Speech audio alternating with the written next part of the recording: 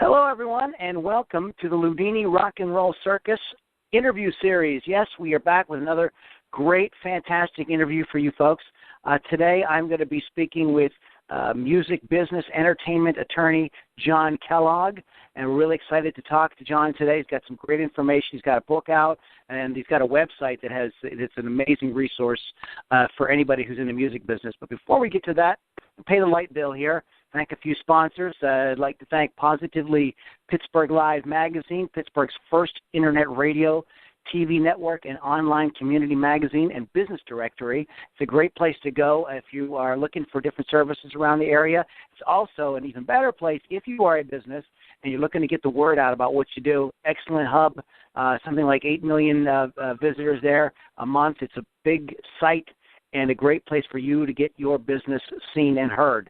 Also like to thank MTS Management Group. MTS Management is more than just an artist management company. It's a bona fide rock star in the music industry, specializing in full-service artist management, publicity and promotions, and social media campaigns. MTS Management is on the cutting edge of today's new music business, and you can check them out at mtsmanagementgroup.com. Now, speaking of today's music business, John P. Kellogg, Esquire, is a practicing entertainment lawyer specializing in the music industry and is an assistant chair of music business management at Berklee College of Music in Boston, PA. Boston, Massachusetts, not Boston, PA. The author of Take Care of Your Music Business, Taking the Legal and Business Aspects You Need to Know to 3.0.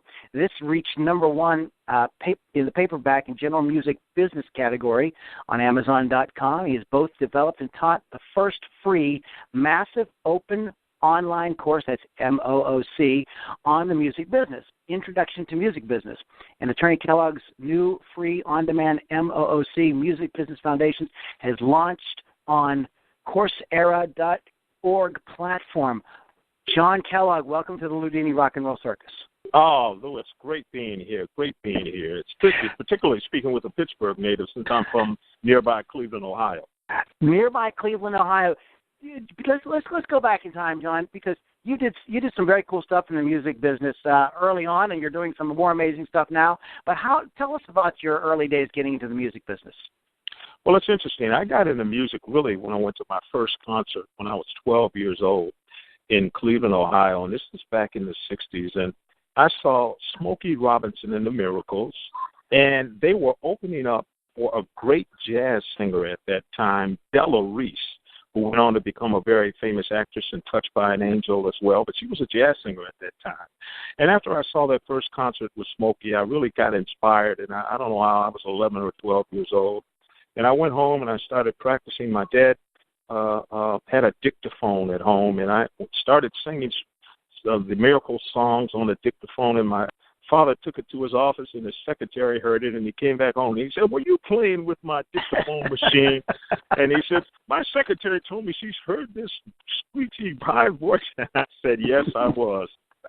But I say that I have an it theory, and I say that you have to have it to make it. And what is it? It is that just indescribable ability to, one, have talent, and two, being able to connect with an audience and engage an audience.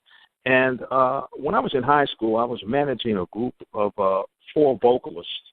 And I decided I wanted to get into management because I had seen great groups like the Temptations and one of my favorite groups who lived very close to me, the OJs, who at that time were only a regional act.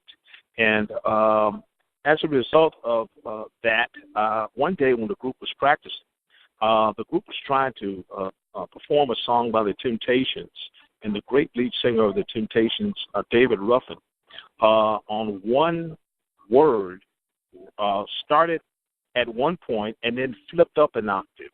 And nobody in the group could do it. So I eventually went on stage with the band, and I said, "No, guys, that's not how you do it. You do it like this." And I did the part. And the guys in the group looked at me, and they said, "John, look, you got it. You shouldn't be managing the band. You need to be in the group." So I started singing with the group and managing the group at the same time and in high school. And that's when I first recognized that I had it. But I wanted to make it. To me, making it was working with a group with a nationally released record. And so I knew that I really had to try to work toward that goal. So the band that I was involved in at that time started to perform at community centers and in other places. And in other places, we recorded our first record. Then when I went to college, I started working with a band. And we worked all through college with the band. And afterward, we started to continue to work on the road. And at that time, I had a chance to network with other people, other bands who were in the same towns that we were in. And that's how I came to get to know Larry Blackman, who was the leader of the group, the New York City Players, which eventually became Cameo. And then at some point, I decided I'd have to move to New York to pursue my career. And when I did, the first call I placed was to Larry Blackman, and he said, "John, I'm glad you're in town. Stop by the studio. We're getting ready to record our album." So after 6 years of working it, developing my talent as a performer, networking with people, once I moved to New York, with one phone call, I was in the studio, and I achieved my goal of working with a group with a nationally distributed record. So I say if you have it, you can make it. But it's not just enough to have it. If you have it, you have to work it. And I worked for 6 or 7 years before I finally made it. So if you have it and work it, you can make it. So you have it, you worked it, you made it, and then you sort of went back to sort of what you kind of started doing with the sort of business side of things. Now, how did you get into entertainment and music business law? Well, while I was on the road with my band, I noticed that I first became aware of entertainment law, which was kind of a new field at that time. Mm-hmm. And I was reading magazines. There was a weekly black magazine called Jet Magazine that came out every week.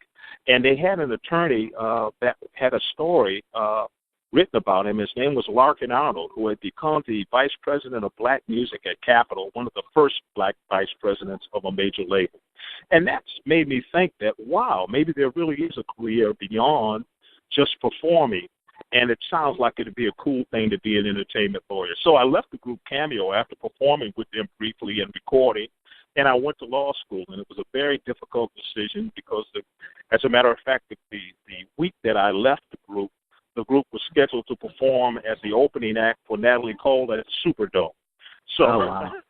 So you can imagine I was pretty crushed, and the album had just been released, and I had left the group to go work in the steel mills of Cleveland, Ohio, to save enough money to go to law school that fall. So I kind of had to swallow my pride, but I knew in the long run that I'd be better off, and that's the reason why I made the move, and I'm really happy that I did. You really must have had a vision. About how old were you when you did that? I was about 25. I was about 26 wow. At that time. I was about 26. That really takes like having like a definite sort of like pinpoint. This is where I'm going, and I'm not worried that that it appears that I might be taking a step backwards. I know where I'm headed. That's a very valuable tool to have, my friend. Well, I was fortunate. My dad gave me good advice when I was a kid. He said, think with a long view. Yeah. He said, think about what you're going to be doing 20 or 30 years from now. And I listened to him. And when I thought about it, I said, well, even though I knew that the group was going to be successful. I just had a feeling they had the talent, the drive, the determination. I knew they were going to be successful. But I said, I think that in the long run, I'm going to be better off if I make this move. And also, I had the opportunity. Not too many people in music. I was fortunate enough to have a college degree by that time and even a master's at that time. So I knew I qualified to go to law school. And there was also aid available for minority students to attend law school at that time. And I knew I better take advantage of that opportunity while I had it.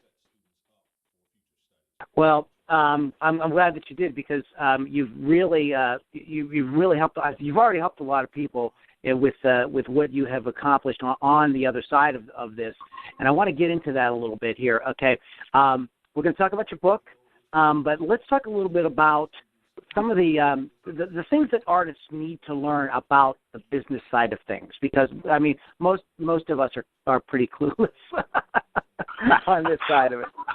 I hear you. Well, I say that an educated musician is my best client. And that's the reason why I wrote the book, because I wanted them to understand the kind of things that I'm negotiating on their behalf for. And so that's why it is important to understand copyright, to understand business organizations, to understand what the contract says. And in my book, I have 4 of the predominant contracts that are used in the music industry: the recording artist agreement, the exclusive songwriters agreement, co-publishing and administration agreement, and a management agreement. And I have them broken out in a split-page format. So on one side of the page, the left side, you have the actual legalese. You have the actual contract. But then on the other side, I break it down in annotated fashion, which really breaks down those difficult to understand terms into layman's terms so that you can really cut through the legalese and understand the practical aspects of what the contract is.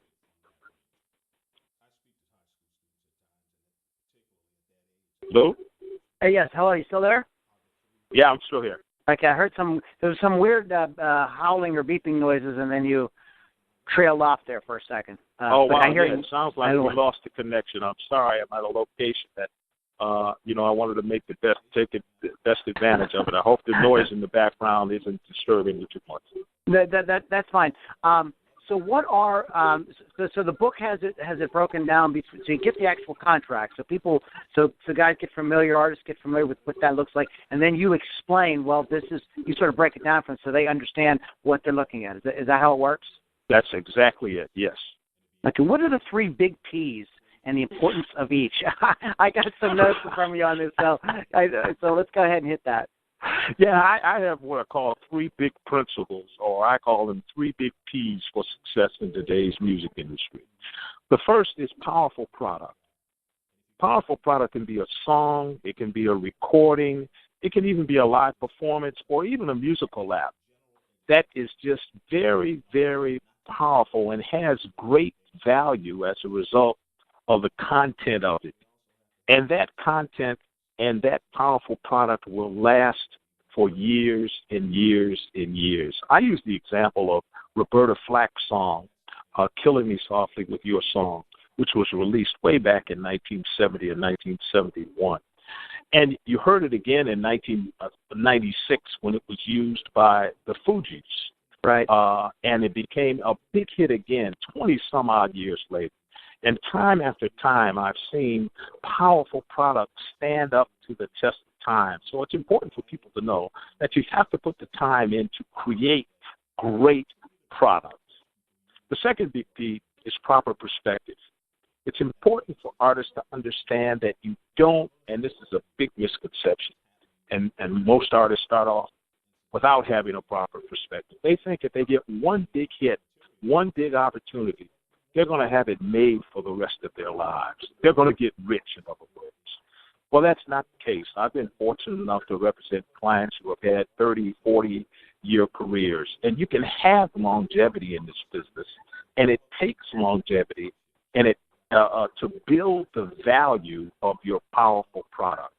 So just recognize that you have to work hard, you have to work it, and continue to try to come up with hits that will enable your career to last an extended period of time. And the third big P is professional attitude, which really deals with not only understanding the various aspects of the music business.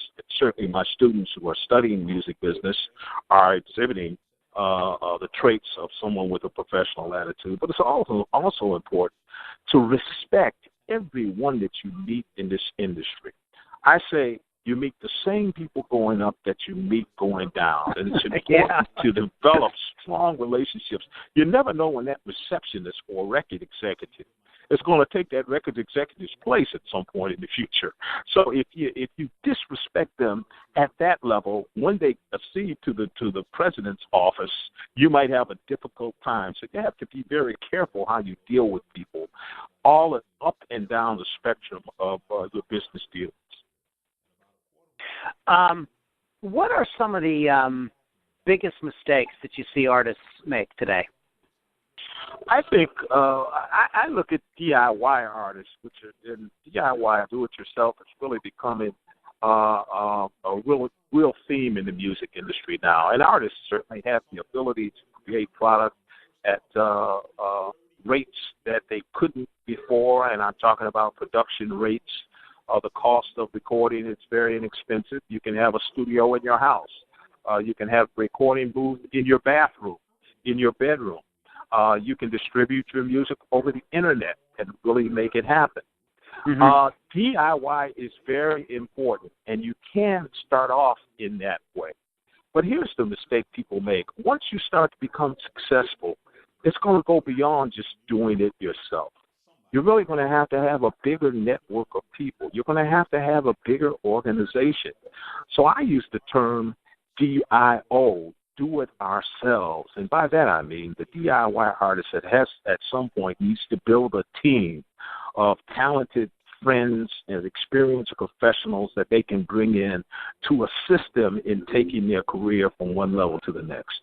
When you're actually having to record and perform and then try to promote yourself on social media, it can really take up too many hours of your day, and you really may need to concentrate on creating that powerful product and put the promotion of the product in other people's hands. Okay, let me ask you. You brought up that's a great point, and just in your opinion, the artist he's got some money that he can invest in his career, and he's working on his powerful product. What would be the first team member he should bring on board? Well, I think it depends on the genre of music that you're doing. Okay. But one, you need to bring on a person that can handle public relations for you through social media. That's very, very important. Next, you may need to hire an independent radio promoter if you could do the kind of music that you think might be accessible to terrestrial radio stations. And that depends on the genre that you have. That can be a pretty expensive proposition, but sometimes when you get radio play, you can use that to further develop your career and promote your career through charting on the Billboard charts and everything else, which is invaluable promotion for you to build up your social media profile as well as your terrestrial radio profile and internet radio profile. Okay. Wait a second. I just lost my notes. Sorry about that.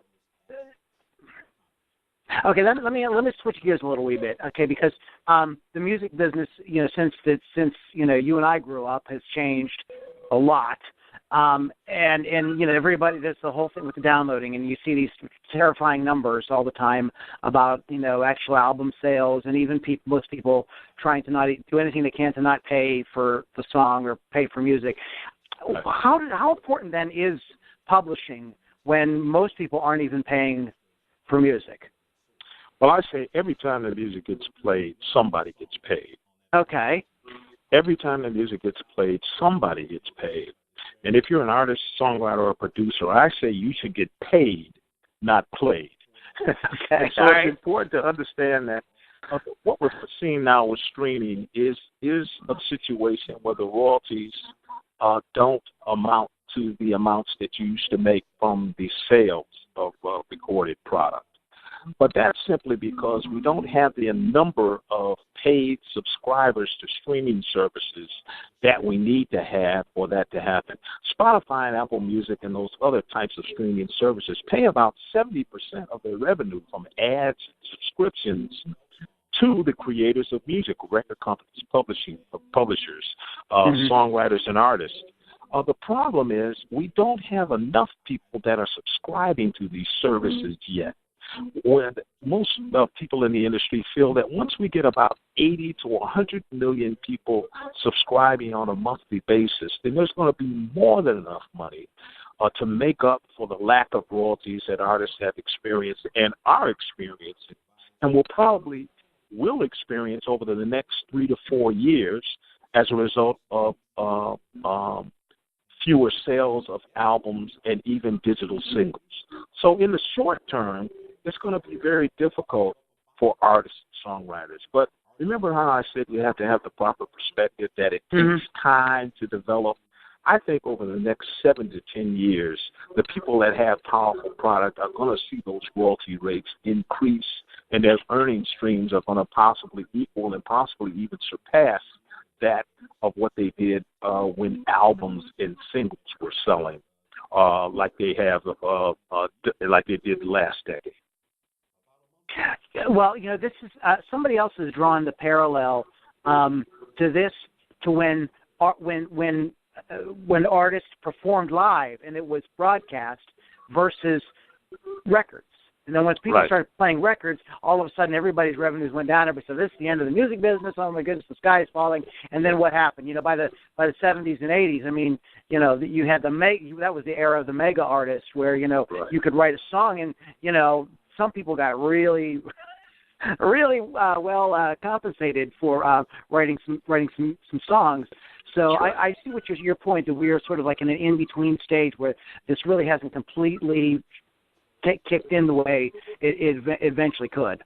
Yes, we have. Over the past century, we've had dips and we've had mountains and peaks in the music industry. You have it all the time. You have people that will say the music industry is dead. It happens about every 10 to 15 years as you have a change in technology. It happened when radio came in. People thought, look, they're playing records on the radio stations for free, so who's going to come out and watch? And as a result, more and more people like the music, and I see the same thing happening that happened around this time last century when radio first came in and records started to become popular. The people that used to sell sheet music, which was the primary type of merchandise, music merchandise that sold back in the beginning of the last century, thought that once radio came in and recordings came out, they wouldn't sell any more sheet music. Sheet music is still popular today, so they found out that all of these technological advancement of recordings and radio really just popularized music even more and more and created a bigger market for their products. That's a great point, and that gives a lot of people hope, and I'm glad that we've got a chance to touch on that. John, why don't you, as we're wrapping up here, why don't you talk a little bit more about your book? Why did you write Take Care of Your Music Business? And then let's talk a little bit about how people can get the book, and let's talk about your website, because your website's very, very powerful. Great, I will do. What I decided to do, I found that most artists were becoming entrepreneurs back in the 90s, and production companies became predominant at that time. And the person that's in their house right now recording music that they're going to put up on SoundCloud or through some other internet source have to recognize that they are producing producing music, and they are a production company. So my book is a little different in that I approach it from that standpoint, from the musician that's putting together their own music and are in a position to exploit it from that area. So I have sections in the book that talk about the types of entities you should use, whether or not you should be a corporation as opposed to a sole proprietorship. I talk about copyright basics, which people need to understand, and those 4 contracts that I mentioned to you before, because I thought it was very important for musicians as we go into as we just embark on this new digital age to have that information. So it's really for the person who's who's doing it kind of themselves or doing it with their own team. This is where they can go to get the information on the business and the legal side of things. That's right. Okay, excellent. So how can people get the book, and tell everybody about your website too, because there's a lot of great info on your website. Great, thank you for mentioning that, Lou. My book could be purchased on Amazon.com. And for those of you who are in countries that may not have access to Amazon.com, you can go to bookstore at Berklee, BERKLEE.edu, bookstore at Berklee.edu, or at Amazon.com. I also have 2 free internet courses, as you mentioned, that are called Massive Open Online Courses, or MOOCs for short. I have one called The Introduction to Music Business on the edX, that's edx.org site, which is a 6-week course that will be starting January 25th of next year. And if you go to that site, you can put in my name, John T. Kellogg, or Introduction to Music Business, and you can register for that course. It is a free course. And I also have an on-demand 4-week MOOC, or Massive Open Online Course, on Coursera.org. And it's called Music Business Foundations, that you can go on at any time and register for. and get some great information. And my website is Kellogg Law, KelloggLaw.com. KelloggLaw.com is my website, and you can also follow me on Twitter at Kellogg Law. John, thanks a lot. Are there any parting thoughts for our audience, who happens, by the way, to be a lot of these sort of DIY artists? All I'd say is that you have to go for it. Once again, I think that hit theory is so important. If you have it, you have to work it. I mean, I'm from Cleveland, Ohio. Cleveland, Ohio, it's like Pittsburgh. It's not a music capital of the world. Trust me. Right. And so for me to go from the inner city of Cleveland, Ohio, and to have been fortunate enough to have been blessed to work with artists and both as a performer as well as an entertainment lawyer, I think just lets you know that I don't care where you're from. If you have it and you work it, you can make it. There you have it, guys. John Kellogg, that is KelloggLaw.com, and we will put up all the other links for you on our blog and on when we do the YouTube version of this that you guys can check out. Go to LoudiniRockandRollCircus.com to hear a replay of John's interview anytime you like, plus all the other great interviews that we've done.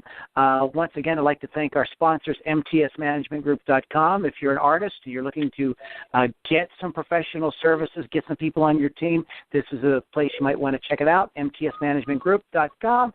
And once again, my good friend Joanne Quinn Smith and her website, Positively Pittsburgh Live Magazine, where there's tons of great services there, and it's also a great place to get the word out about your business, including your music business. Once again, guys, you have been listening to my interview with John Kellogg. You can go to KelloggLaw.com to get more information about John and what he's got going on. And once again, it is LoudiniRockandRollCircus.com. Thanks, guys, so much for listening, and we will see you on the next podcast.